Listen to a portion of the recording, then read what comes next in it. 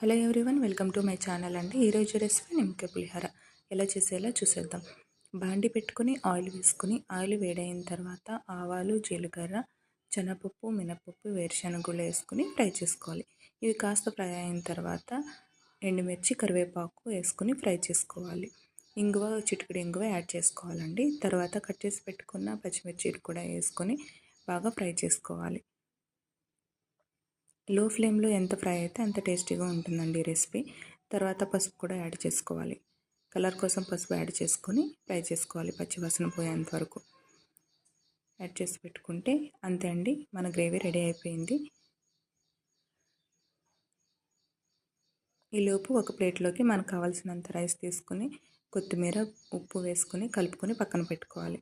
నిమ్మరసం మనకు ఎంత కావాలో అంత నిమ్మరసం కూడా యాడ్ చేసుకుని కలుపుకొని పక్కన పెట్టుకోవాలి.